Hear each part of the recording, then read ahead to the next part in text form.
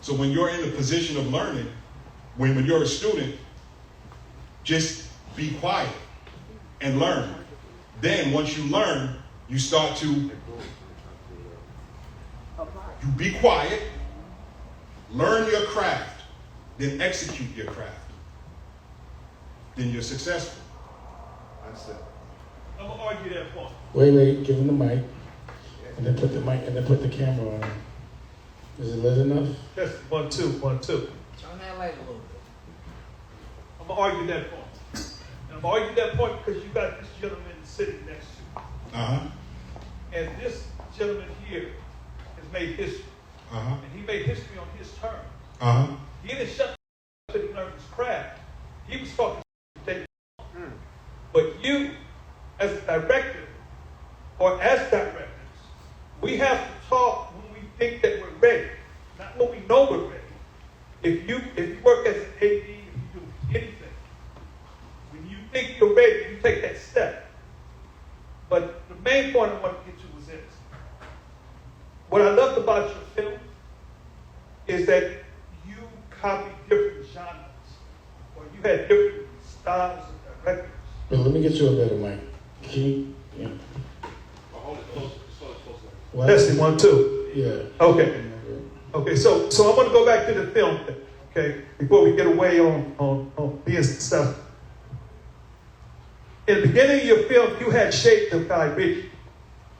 End of your film, you had shades of Quentin Tarantino.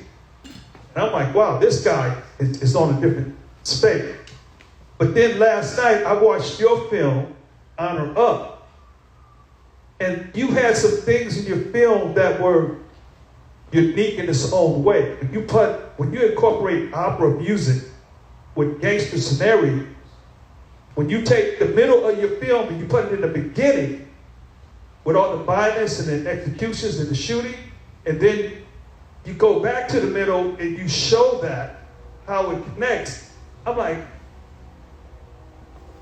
it's a new game being played right now. And I respect both you gentlemen for the way you're doing it, for how you execute your projects. And I'm glad you're seeing them because I wish that you two would ask each other, how did you come up with this style of directing? So let me say something to that. In anything that you do, it's important that you have a point of view. You know, something that makes you an individual, something that shows your taste. So, you know, the thing I like about, and I'm going to start calling all the directors, I call them generals, because making a film is a war, and you have to lead an army. So for this general, you know, he's into the fashion, you know, he's into the entrepreneurship, you know, he makes pens, and he makes clothes, he makes watches, and, you know, he has a marketing plan, you know, and he has a tour. You know, it's about showcasing who you are on every level. So I love the fact that you recognize certain things. And, you know, what I do is I put little booby traps in there that not everyone's going to get. So, for example, you know, I had Smoke Desert rolling weed on a Peter Beard painting. I was like, I want to see who catches that. I just want to see who has certain levels of taste. You know, because I always think my taste is superior.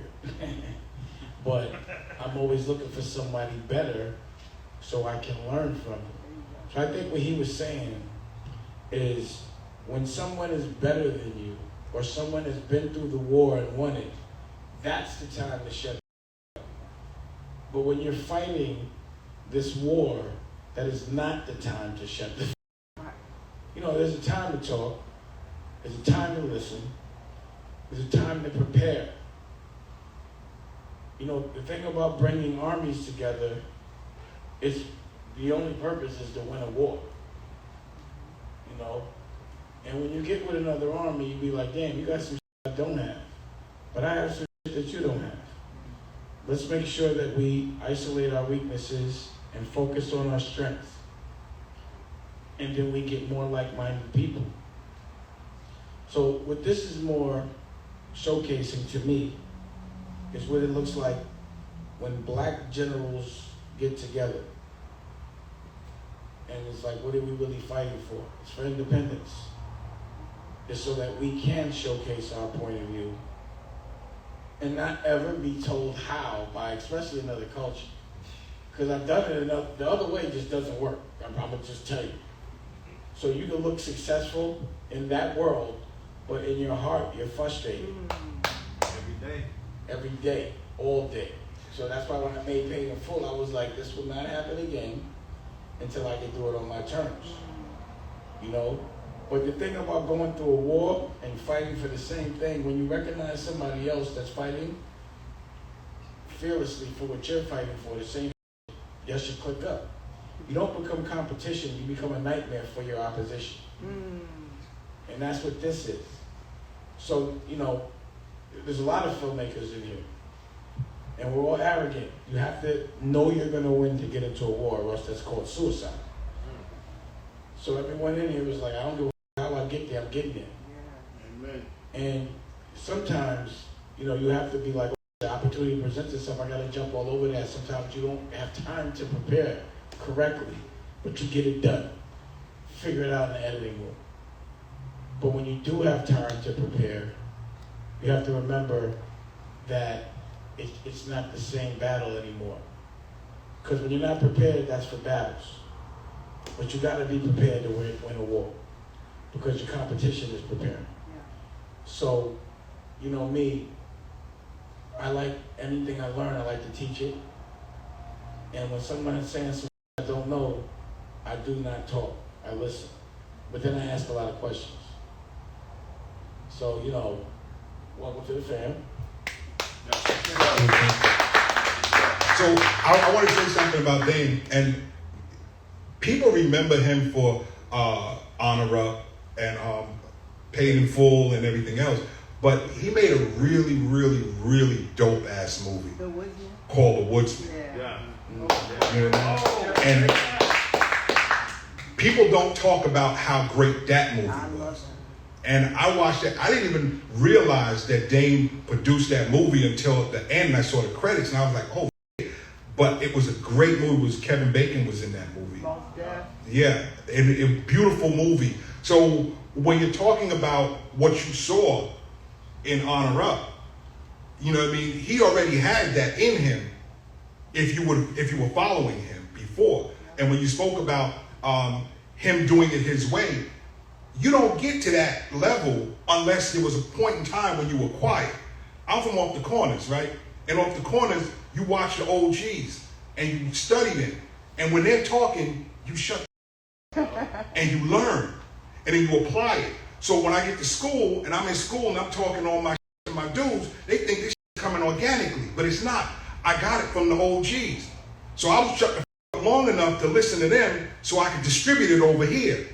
Right? And also I play football and I also box. When you go to the corner, when you in the ring, you doing your own thing. You know, I just got a belt. Oh yeah. It's in the car. So when so when you're in the ring, you're doing your own thing because you're a boxer, right?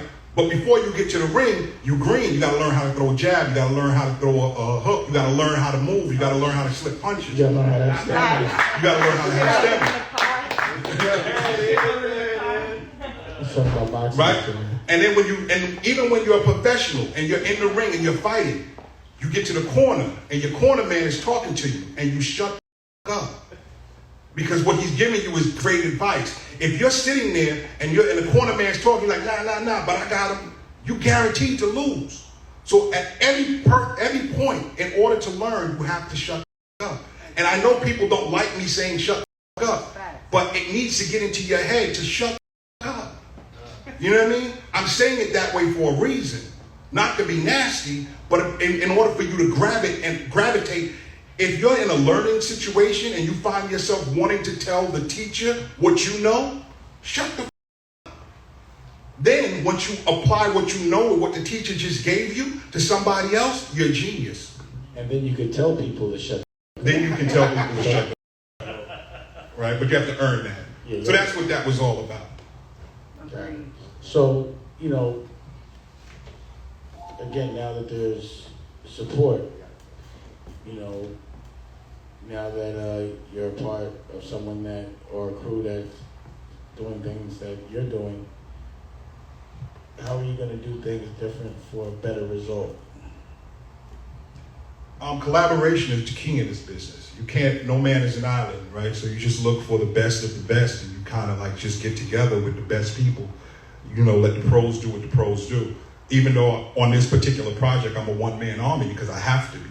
I don't want to be. It's nothing narcissistic about me that says. The next one. The next one, hopefully I'll have more money and I can hire more people. This no, damn. You don't have to. You got a crew. Right, that's what I'm saying. So I'm just going through it. My realistic. You have to get used to having a crew. Oh no, I have a crew, and I'm used to you. No, another part. Like what part of your crew now? Right, so I'm good. So you asking me what I'm going to do? I'm going to collaborate with all the people that's in this room. Check it out. And I'm going to rock this belt. I'm going to collaborate with all the people that's in this room and all the people that's a part of the Dame Dash family. Well, now you have more cameras, you have more lenses, you right. have more lights, you have distribution for fashion, for music, for movies, for art. You know, there's a lot of things that the spaceship does. You just got to learn how to fly it. And you already do know how to fly it because of things, a lot of things you're already doing. You're already doing the fashion. Yeah. You know, you're already doing the watches. Remember I did the Therese back in the day? It's a rough business. She got to be Swiss made. At least that's what I was learning. It's a rough business. But it's a brand you have to build. You know what I mean? And what I like about the crew at Dame Dash Studios of directors or generals is it's a competitive situation to keep each other sharp, to keep the knife sharp. So, you know, this is my man, we family. I'm battling him. Absolutely. He going movie for movie. If you want another amazing video with the one and only Dame Dash, check it out right there next to me. I think you'll enjoy it. Continue to believe, and I'll see you there.